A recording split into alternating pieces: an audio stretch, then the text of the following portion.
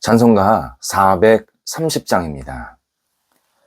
주와 같이 길 가는 것, 날마다 빛에 걸어가리. 하나님께 감사한 마음으로 찬양 드리겠습니다.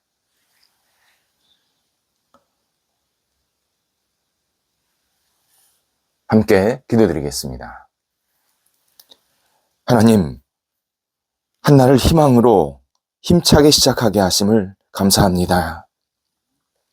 주님의 사랑의 손길이 임하사 저희 영혼을 건강하게 인도하여 주옵소서.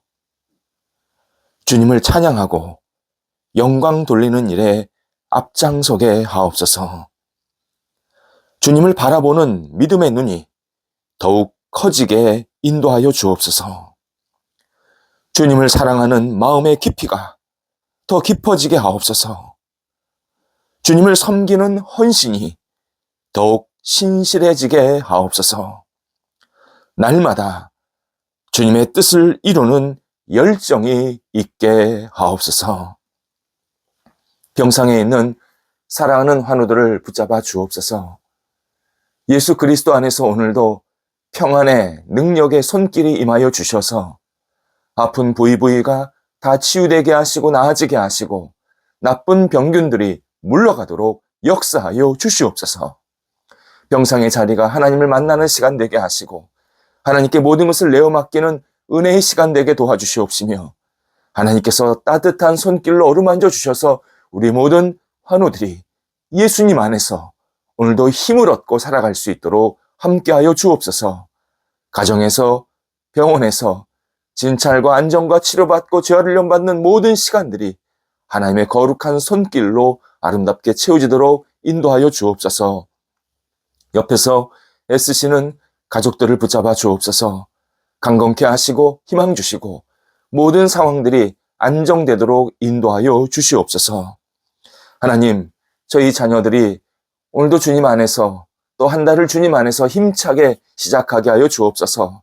한국에 있던 외국에 있던 어떤 자리에 있던 하나님의 뜻을 이루게 하여 주시옵시고 말씀 속에 거하며 빛과 소금이 될 수 있도록 인도하여 주옵소서. 어린 영혼들 믿음 안에서 무럭무럭 건강하게 자라가게 하셔서 평생 주님 안에 거하는 복이 있게 하여 주옵소서. 귀한 영혼들을 키우는 부모 세대들에게도 함께해 주셔서 부모님들이 마음에 기쁨과 감사함이 있게 하시고 믿음으로 자녀들을 잘 양육할 수 있도록 인도하여 주옵소서. 태 속에 귀한 새로운 생명 허락하신 것 감사드립니다. 우리 한 분 한 분 가정 위에 충만한 은혜가 임하여 주셔서 태 속에 있는 영혼이 건강하게 자라가게 하시고 순산할 때까지 성령께서 선하게 지켜 주시옵소서. 학업에 있는 자녀들을 오늘도 인도하여 주옵소서. 공부할 때 주님 안에서 건강하게 최선을 다하게 도와주시고 새 학기를 준비하는 시간이 기쁘고 기대가 있게 하여 주셔서 좋은 선생님, 좋은 친구들 많이 만나게 하시고 인격적으로, 실력적으로 아름다운 교제가 나타나게 하여 주옵소서. 무엇보다도 영적인 친구, 신앙적인 친구들을 만날 수 있게 하여 주셔서 우리 학업에 있는 자녀들이 믿음 안에서 모든 역할들을 감당할 수 있게 도와주시고 꿈을 갖게 하셔서 좋은 결실들이 맺히게 하여 주옵소서. 개인적으로 공부하는 자녀들 또 앞길 속에 선한 능력을 비춰주시는 것을 기대하면서 공부하는 자녀들 또 다음 단계로 진학하는 모든 자녀들에게 하나님의 거룩한 은혜의 빛이 비춰질 수 있도록 인도하여 주옵소서. 장성한 자녀들을 붙잡아 주옵소서. 하나님이 주시는 능력으로 마음껏 쓰임받게 하시고 주님의 영화롭게 하는데 아름답게 드려지게 도와주시고 하나님의 말씀 안에 거하면서 세상에서 많은 사람들에게 선한 영향력을 끼쳐나갈 수 있도록 인도하여 주시옵소서. 좋은 만남도 있게 해주셔서 가정의 분복도 누리게 하여 주시옵소서. 독립한 세대들도 붙잡아 주옵소서. 하나님, 은혜 위에 은혜를 덧입혀 주셔서 늘 보람이, 희망이, 감사가 넘쳐나게 하시고 세상 속에서 아름답게 쓰임받는 각 세대들 되게 하여 주옵소서. 성도들의 일터가 오늘도 주님 안에서 아름답게 세워지게 하옵소서. 우리 성도들의 그 일터 하나하나가 주의 준비하시고 계획하신 일들을 이루는 복 있는 터전이 되게 하여 주옵소서. 어려움 중에 있는 일터 주님께서 함께 하셔서 넉넉하게 극복하게 하시고 이전보다 더 풍성해지게 하시고 새롭게 되게 하시고 하나님의 은혜의 손길을 경험할 수 있게 하옵소서. 준비하고 있는 일, 또 여러 가지 계획하는 일들이 있사오니 하나하나 진행되게 도와주셔서 문이 활짝 열리게 하시고 좋은 결실들이 맺히게 하시고 하나님 앞에 마음껏 쓰임받는 일터가 되게 하여 주옵소서. 한국에서 외국에서 나라와 조직과 모임을 대표해서 일하는 모든 사랑하는 성도들의 아름다운 모습이 하나님께 영광되게 도와주시옵시고 많은 영혼들에게 힘을 전해주는 통로가 되도록 인도하여 주옵소서. 우리 성도들의 일터 속에 충만한 결실들이 맺히게 하여 주옵소서. 하나님을 영화롭게 하며 하나님의 사람으로 이 땅을 살아가기에 부족함이 없게 하시고 주 앞에 마음껏 쓰임받는 모든 일터들 되게 하여 주시어서 일터 속에서 열매로 말미암아 하나님의 나라가 확장되어지게 하시고 많은 사람들에게 선한 영향력을 끼쳐나갈 수 있도록 함께하여 주시옵소서. 출타하는 성도들을 붙잡아 주옵소서. 오고 가실 때 성령께서 함께 하시고 감사함으로 잘 다녀오시게 하옵소서. 하나님, 저희 세상살이가 더욱더 안정되고 아름답게 발전하며 희망이 넘쳐나기를 간절히 기도드립니다. 저희 나라 또 세계 속에서 아름다운 질서가 세워지게 도와주시고 평화로 공존하게 하시고 서로를 존중하게 하시고 하나님을 영화롭게 하는 세계 모든 사람들 또 국가들이 될 수 있도록 인도하여 주옵소서. 하나님, 어지럽고 혼란스러운 것들이 예수 그리스도 안에서 안정되게 도와주시옵시고 앞을 향해 힘차게 손을 잡고 나아갈 수 있는 전 세계 또 대한민국이 될 수 있도록 함께하여 주옵소서. 특별히 대한민국 여러 모든 분야가 더욱더 성숙하고 발전하게 도와주셔서 하나님의 뜻을 생각하게 하시고 앞을 향해 나아가게 하시고 하나님이 주시는 지혜로 능력으로 모든 역할들을 감당하는 백성들이 가득 채워질 수 있도록 인도하여 주옵소서. 헛된 꿈을 버리게 도와주시고 하나님이 주시는 비전에 따라 열정을 갖고 하나하나 다음 단계로 나아갈 수 있는 우리 복 있는 대한민국, 하나님이 기뻐하시는 대한민국, 하나님의 능력이 나타나는 대한민국이 될 수 있도록 함께하여 주시옵소서. 저희 성도들 2월 한 달을 힘차게 출발합니다. 성령께서 함께해 주셔서 여러 가지 생각들, 준비된 것들을 하나하나 감당할 때에 주님의 뜻을 이루게 도와주시고 한 달간 하나님이 주시는 능력으로 은혜 가운데 강건함의 역사가 나타나도록 날마다 함께하여 주옵소서. 예수님의 이름으로 기도드립니다. 아멘. 오늘 우리에게 주시는 하나님의 말씀은 구약성경 사무엘하 6장 13절부터 15절까지의 말씀입니다. 사무엘하 6장 13절부터 15절까지의 말씀입니다. 살아계신 하나님의 말씀을 봉독합니다. 여호와의 궤를 맨 사람들이 6걸음을 가매 다윗이 소와 살찐 송아지로 제사를 드리고 다윗이 여호와 앞에서 힘을 다하여 춤을 추는데 그때 다윗이 배 에봇을 입었더라. 다윗과 온 이스라엘 족속이 즐거이 환호하며 나팔을 불고 여호와의 궤를 메어 오니라. 아멘. 본문 13절에서 여호와의 궤를 맨 사람들라는 이 표현이 등장합니다. 먼저 여호와의 궤는 출애굽기에 나오는 언약궤를 말합니다. 이스라엘 백성들에게 언약궤, 굉장히 중요한 물건이었습니다. 거룩하신 하나님께서 자기들과 함께 하시고 은혜를 베푸신다라는 상징적인 귀한 물건이었고 또 어떤 도구였습니다. 나아가 언약궤는 하나님의 능력, 성품, 또 그분의 열정, 그분의 사랑, 그분의 영광이 임재하고 있다. 이것을 상징하는 궤였습니다. 하나님은 보이지 않았습니다. 그런데 언약궤를 통해서 당신의 전능하심, 당신이 이스라엘 백성들을 사랑하심을 그대로 보여주시는 중요한 통로, 이 물건이 언약궤였습니다. 그래서 시편 132편에 의하면 이 언약궤를 그러니까 하나님의 권능의 궤라고 표현하기도 했습니다. 언약궤 또는 법궤가 하나님의 명령으로 인해서 만들어진 그 시기가 모세 때입니다. 광야 시절입니다. 이후 대대로 이 언약궤가 잘 전해 내려오다가 사사 시대 말기입니다. 이스라엘 백성들이 당시 제일 강력한 나라 블레셋과 전투를 하게 되는데 그때 이 궤를 빼앗기게 됩니다. 훗날 언약궤는 이스라엘로 다시 들어오게 됩니다. 이스라엘 지경 안으로. 그런데 수도 예루살렘으로는 들어오지를 못했습니다. 그리고 이 언약궤가 이스라엘 지경 내 이곳저곳 마을로 도시로 막 떠돌아다니게 됩니다. 최소 60년 정도를 떠돌아다닙니다. 하찮은 물건 취급받은 겁니다. 언약궤는 하나님의 거룩하심, 전능하심, 또 이스라엘 백성들과 함께 하심을 나타내는 너무나도 소중한 궤였는데 하찮은 물건 취급받으면서 여기저기 떠다닌 겁니다. 오늘 본문은 드디어 다윗이 이 궤를 예루살렘 안으로 운반하는 장면입니다. 언약궤는 아무나 들 수가 없었습니다. 오직 제사장 가문, 레위 지파 사람만 맬 수가 있었습니다. 정확히 표현하면 매는 겁니다. 드는 게 아니라 매는 겁니다.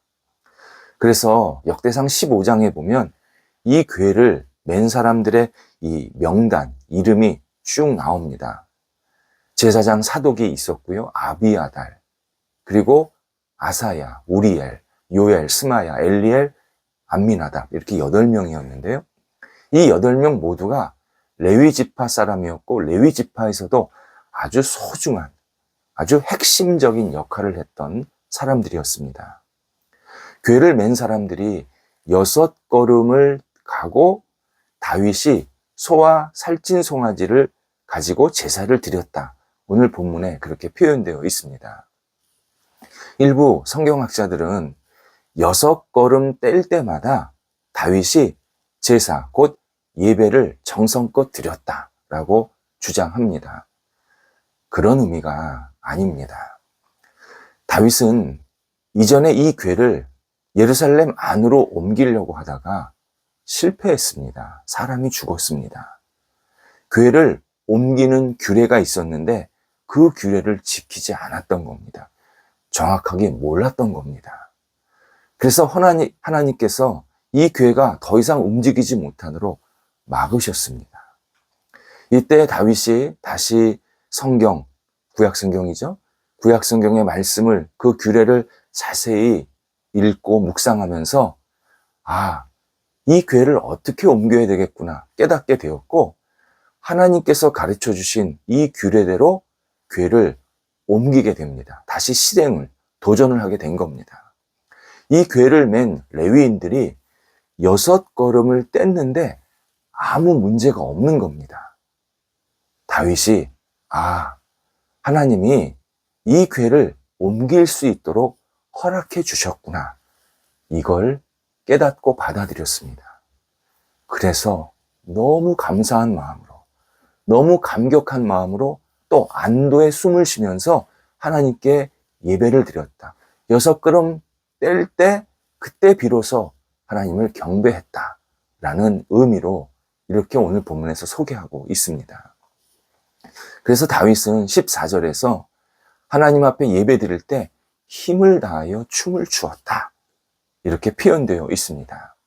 힘을 다하여, 다윗에게 있는 신앙적인 열정, 영혼 깊은 곳에서부터 차고 넘쳐나는 어떤 감격적인 기쁨, 감사, 뭐라고 말로 표현할 수 없는 이 희열, 이것들을 잘 나타내는 행동이 힘을 다하여입니다. 다윗은 이제야 비로소 하나님께서 자신과 이스라엘 백성들과 함께 하신다라는 이 표상, 이 상징인 언약궤를 수도 예루살렘으로 모시게 된 데 대해서 너무 감격했습니다. 그래서 하나님께 영광을 돌리는 모습을 오늘 보여주고 있습니다. 그것은 끝이 아닙니다. 15절에 보니까 즐거이 부르며 이렇게 표현되어 있습니다. 마음을 다해서 찬양을 드렸다는 겁니다. 이 즐거이 부르다 단어가 즐겁다와 부른다라는 두 단어가 합친 게 아닙니다. 한 단어입니다. 한 단어. 환호성을 지르다, 박수갈채를 보내다, 손을 들어서 막 환대하다, 이런 뜻이 다 포함되어 있는 게 이 즐거이 부른다입니다. 그런데 구약성경에 의하면 왕과 이스라엘 백성들이 춤을 추고 노래하고 환호성을 지르는 그러한 일은 언제 있었냐면 국가적으로 경사스러운 일 또는 절기 때 이런 행동을 했습니다. 국가적으로 경사가 일어났다. 이것은 기존의 왕이 이제 내려가고 그 왕을 대신할 훨씬 훌륭한 왕, 더 좋은 왕이 등극할 때 그게 국가적인 경사였습니다. 또는 큰 전쟁에서 정말 우리가 질 것 같았는데 큰 전쟁에서 승리했을 때, 이겼을 때 그것을 국가적인 일로 받아들여서 그때 이런 행동, 즐거이 부르고 힘을 다해서 찬양하고 예배하고 이런 일들을 한 겁니다. 한번 생각해 보시기 바랍니다. 다윗은 지금 명실상부한 이스라엘 왕입니다. 다윗과 같이 이렇게 대단한 왕이 없었습니다. 영토는 최대로 확대했고 나라는 안정했고 경제적으로 모든 분야에서 정말 다른 왕과는 비교할 수 없을 정도로, 그 다음도요, 엄청난 업적을 이루고 있는 왕입니다. 할 수만 있다면 다윗이 영원토록 왕이 돼야 된다. 그게 당시 이스라엘 백성들의 마음이었습니다. 다윗을 대신할 만한 왕은 아무도 없었습니다. 그런데 다윗이 백성들을 독려해서 언약궤를 맞이할 때 다윗이 솔선수범해서 하나님 앞에서 춤을 추고 노래하고 환호를 했다. 이것은 하나님께서 유일한 왕이다. 나는 종이다. 하나님만이 우리 이스라엘의 왕이고 나의 주인이시다. 하나님만이 모든 승리를 이끄시는 분이다. 하나님만이 모든 것을 섭리하시고 주재하시고 모든 것을 역사하시는 유일한 왕이시다. 이것을 인정하고 고백하는 모습이 오늘 본문의 내용입니다. 우리에게 의미하는 바가 너무 큽니다. 다윗은 하나님과 함께하는 신앙을 너무 기뻐했습니다. 하나님이 자신의 왕이 되시고 이스라엘 백성들의 왕이 되시는 것을 너무나도 소중히 여겼습니다. 자신이 비록 지금은 이스라엘 왕의 역할을 하고 있지만 나는 하나님 앞에서 어린아이입니다. 저는 하나님 앞에서 아무것도 아닙니다. 저는 하나님만 의지합니다. 하나님만 바라봅니다. 저는 철저히 하나님이 시키시는 그 일만 할 뿐이고 하나님만이 모든 영광과 높임을 받으시는 유일한 주권자이십니다. 이렇게 찬양하면서 춤을 추었던 겁니다. 하나님은 다윗의 마음을 그대로 받아주십니다. 다윗의 이 신실하심을 그대로 인정하십니다. 그리고 다윗의 왕위를 든든하게 세우십니다. 다윗이 100% 옳고 100% 잘한 거 아닙니다.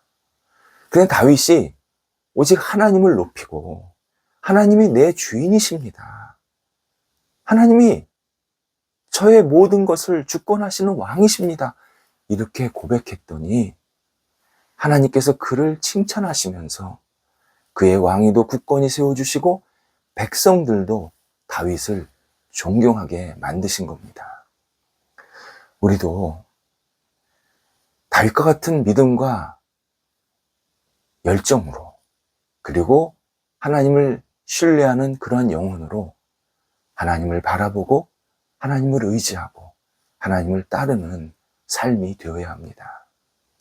하나님이 내 인생의 주인이심을, 나의 모든 것에 선한 인도자이심을, 나의 왕이심을 고백하며 인정해야 합니다. 내 인생의 왕은 내가 아닙니다. 하나님이십니다. 내 인생의 주인은 내가 아닙니다. 하나님이십니다.